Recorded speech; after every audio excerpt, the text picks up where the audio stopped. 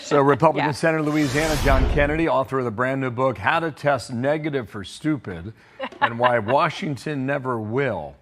Senator, good morning to you. We were just talking during that press conference, Speaker Johnson. I think, generally speaking, for most Americans, it's a complicated issue. You got to read deeply to understand it. I know you could probably give it to us in 30 seconds, but here's what the Republican argument is. They passed a clean bill in the House. You simply had to do it in the Senate. That did not happen. The health insurance changes that Democrats want, if there are no changes, you have until the end of December to go ahead and negotiate these back and forth. And the Senate Democrats have voted 13 times for a continuing resolution to keep the government operating. Yes. What am I missing?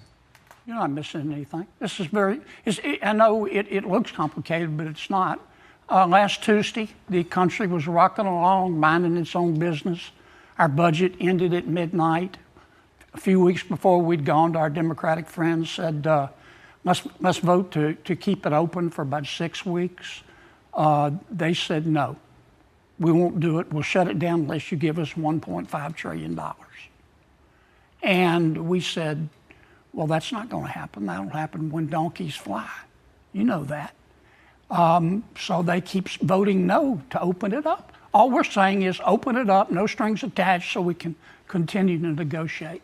And they say not until you give us $1.5 trillion, which we're not going to do. And that's what's going on. Everybody is dug in.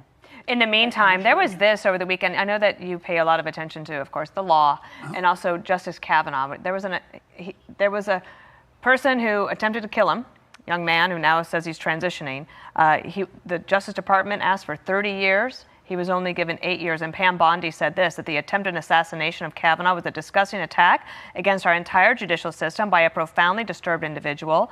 DOJ will be appealing the woefully insufficient sentence imposed by the district court, which does not reflect the horrific facts of this case. What do you think of this?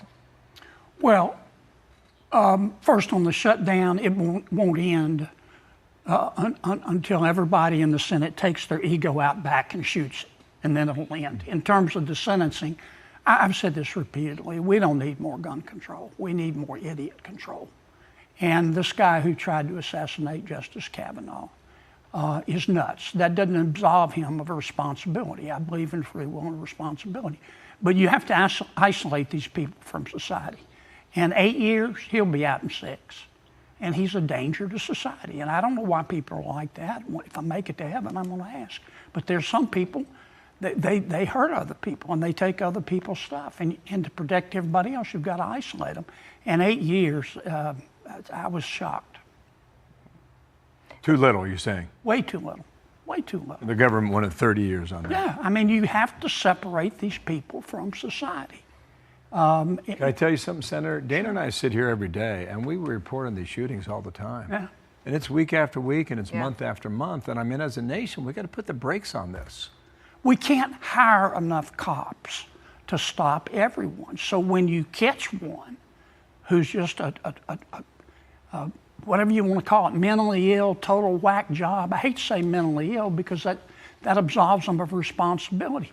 But you have to separate them from society. That doesn't mean you don't try to rehabilitate them.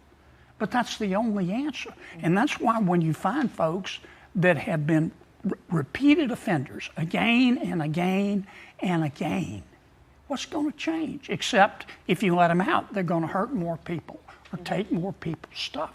It's not, well, as I say in my book, they don't get it in Washington. Common sense is illegal. Okay. A good transition. It's a great transition. So this is the book. It's How to Test Negative for Stupid and Why Washington Never Will. I love the length of it. It's pithy like your sound bites are. What's your message in here? How do you test negative for stupid?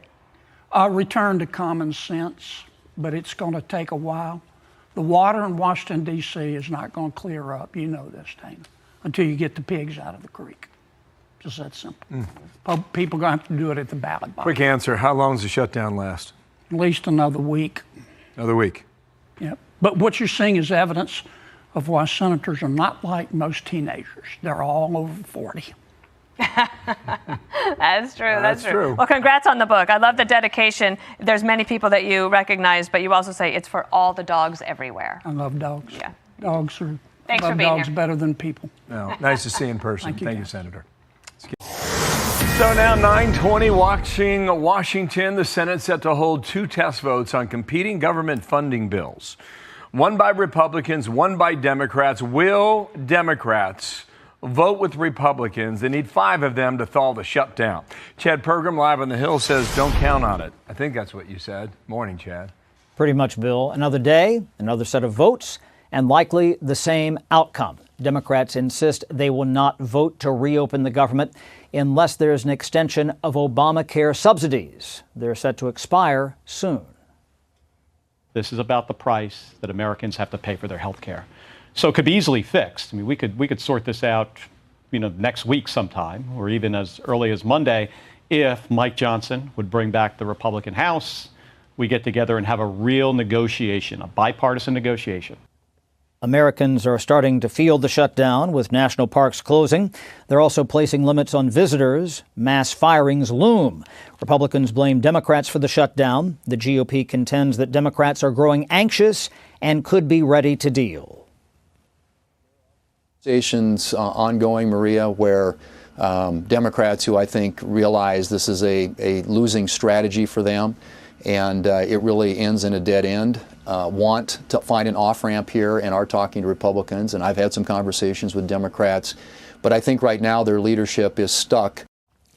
Democrats argue the government will not reopen until there are negotiations. They say a brief meeting at the White House early last week was not enough. The only way this will ultimately be solved is if 5 people sit together in a room and solve it.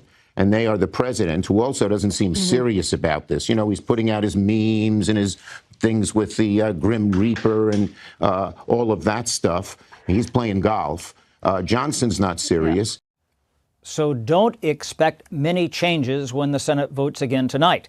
Democrats are criticizing House Speaker Mike Johnson for keeping the House out of session until the Senate aligns with the House's funding bill. All right, Bill? Chad, thanks. Keep us posted. I know you will. Chad Pergram on the Hill. Thank you. Secretary of War, Pete Hegseth, thank you so much for being here.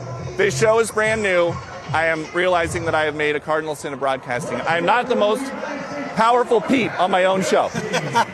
No, you're not, but you're the most powerful Pete at the Fox News channel. Okay. That wasn't the case before. Now it is. They will fact check that. So this week, the big event at Quantico was all about readiness. Yeah. And as the admirals and the generals were taking that message back to their troops, the government shut down.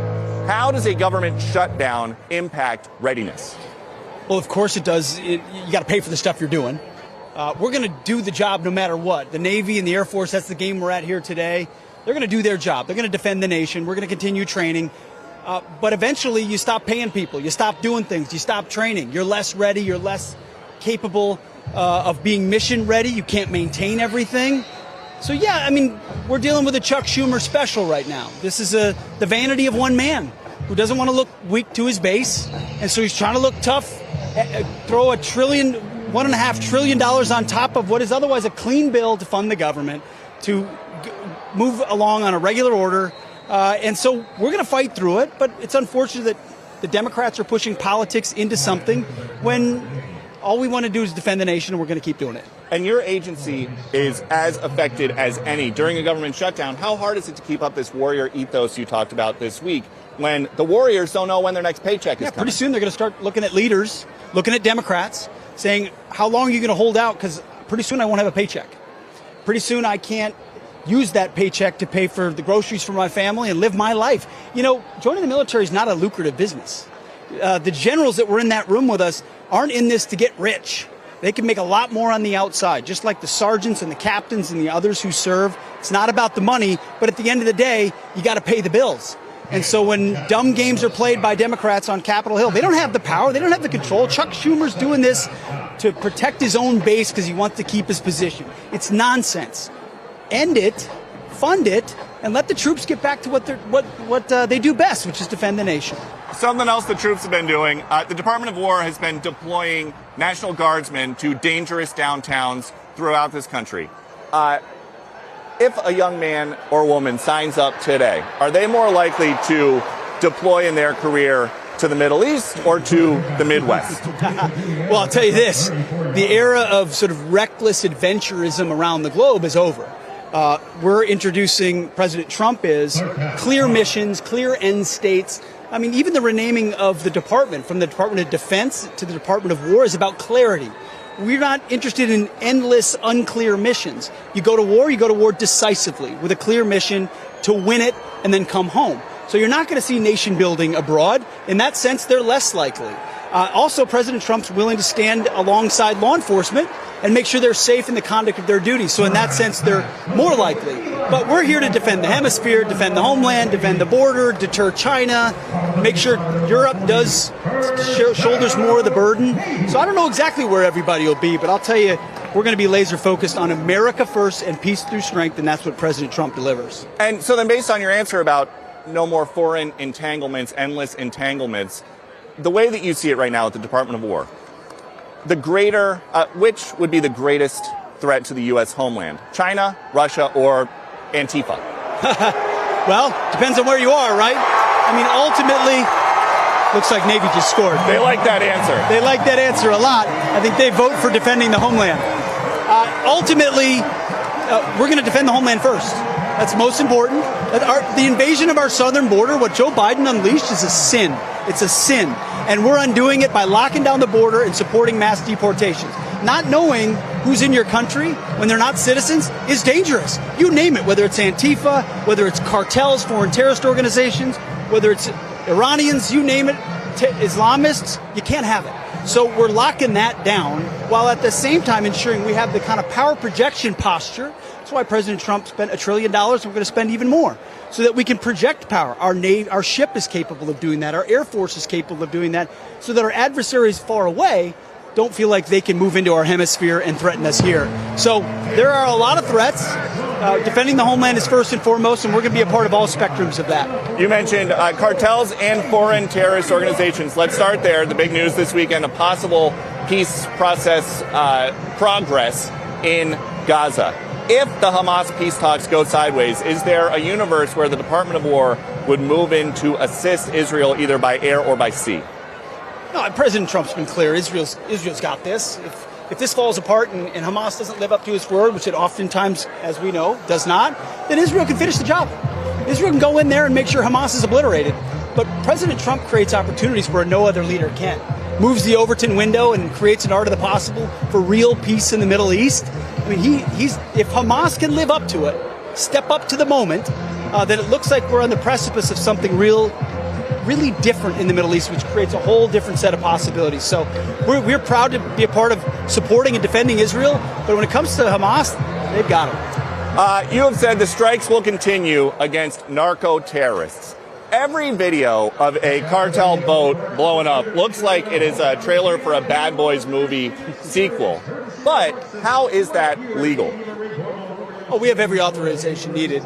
These are designated as foreign terrorist organizations. They're a threat to the homeland. They're a threat to the American people. They've been poisoning our people for far too long. And President Trump said no more. They're effectively designated just like Al-Qaeda, which if I saw Al-Qaeda in the conduct of doing something that was going to threaten and kill Americans, I had the right to do that in Iraq and Afghanistan. If you're in our hemisphere and you're in the Caribbean, if you're north of Venezuela and you want to traffic drugs to the United States, you are a legitimate target of the United States military. And in each one of these strikes, we know where they're coming from. We know who they work for. We know where they're going. We know what they're carrying. We know how many people are on that boat. And that's why these are legitimate, clean kills in pursuit of defending the homeland. And we hope it deters those foreign terrorist organizations from doing it, because the American people deserve to be defended. And in reading the criticism from Capitol Hill the last couple of days about this, it reminds me of your time serving the country at Guantanamo Bay. You were surrounded by terrorists who waited for years for a trial because that's the way that the system was set up. So it seems like these folks on Capitol Hill are curious why those terrorists get trials and these narco-terrorists don't before a bomb falls on their boat. Peter, you know, there's a lot of terrorists in the Middle East and elsewhere who never got a trial. And thank goodness, because they're dead. Because we hunted them down, we found them, and we killed them. And just like we were focused on Al-Qaeda and ISIS, and we still are, we're making sure in various places around the world that they're never spending one night assured of their own survival. If you're in the drug trafficking business, if you're in foreign terrorist organization poisoning the American people in the maritime domain or anywhere, you could be under target from the United States. And we're going to make sure our people, our homeland, our citizens are defended. We have allowed people to be poisoned for far too long with impunity. That ends. And so we're willing to conduct the operations we are, and we think it's going to have a great deal of effect. For those keeping score at home, during the course of our interview, 2 touchdowns were scored behind us. Navy wound up winning 34-31, but we actually went into overtime with the Secretary of War. And next, you're going to hear about how he plans to protect America's secrets in a Washington that loves to leak. You inherited a whole huge department. Hundreds of thousands of people work there. The people in your part of the Pentagon, do you trust them? This is cool. This is a rare live picture aboard the USS George H.W. Bush off the coast of Norfolk, Virginia. President Trump is visiting Virginia today to say happy 250th birthday to the U.S. Navy. He will be joined by the Secretary of War, Pete Hegseth, who joins us exclusively again right now from the sidelines of the Navy Air Force game in Annapolis to talk about ways he plans to keep military secrets secret. How big of a problem are leaks coming out of the Pentagon? Well, they're not helpful. They're not legal. If someone's handing over or providing information that is classified or otherwise not for disclosure, that's a problem. So we're doing everything we can protocol-wise to make sure that those are minimized. And unfortunately, we live in an era where people do things like that. Journalists solicit things like that, which I think is disgusting. When journalists are saying, hey, send us classified information.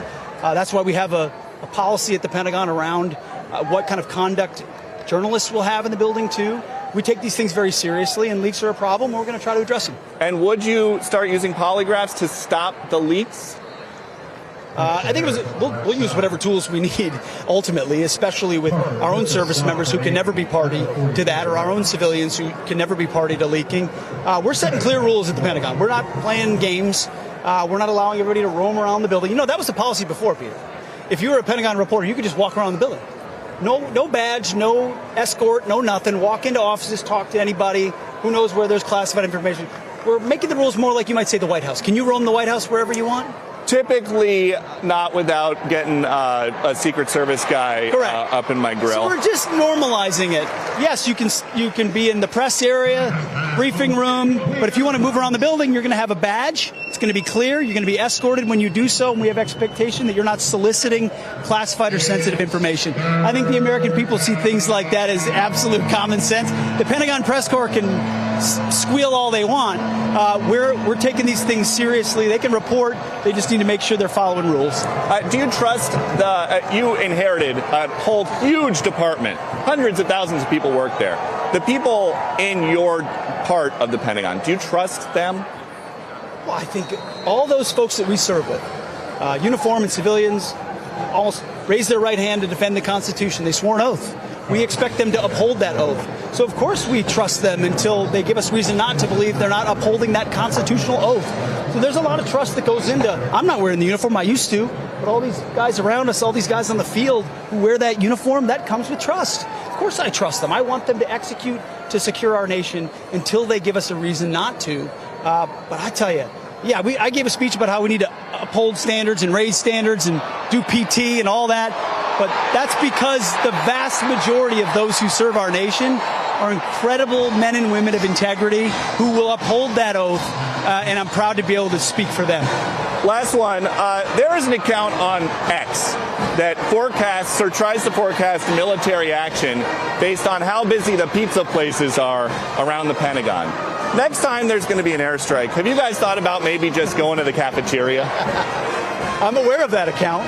I haven't thought of just going to the cafeteria. I've thought of just ordering lots of pizza on random nights, just to throw everybody off. Some Friday night when you see a bunch of Domino's orders, it might just be me on an app throwing the whole system off so we keep everybody off balance. Trust me, we look at every indicator. There's a reason Midnight Hammer worked, because we understood open source, we understood classified ways in which the public and others are trying to watch movements, And in sensitive ways, we controlled for a lot of that in ways that only the U.S. government can do it. I mean, President Trump says this all the time. There's only one military that can do what we do, which is why it's such a solemn responsibility for me to make sure the leaders this military have are leaders they deserve, who uphold the same standards as a 4-star as they would at a private. And actually underreported about that Quantico speech wasn't just generals. It was also senior enlisted leaders, top NCOs, who are the ones that enforce standards. And in fact, a lot of their heads were nodding the most. They're like, yeah, thank you for letting us do our job to make sure our formations are what they should be. Because you remember Giuliani in New York, the broken windows theory of policing? If you don't police the small stuff, if you let the beards go and the bellies go and the uniforms go and the fitness standards go, pretty soon the big stuff goes. Then because our whole military is premised on unit cohesion and unity of mission. That's why diversity is our strength. It's such a dumb slogan. It's the dumbest slogan of all time. No, our strength is our unity.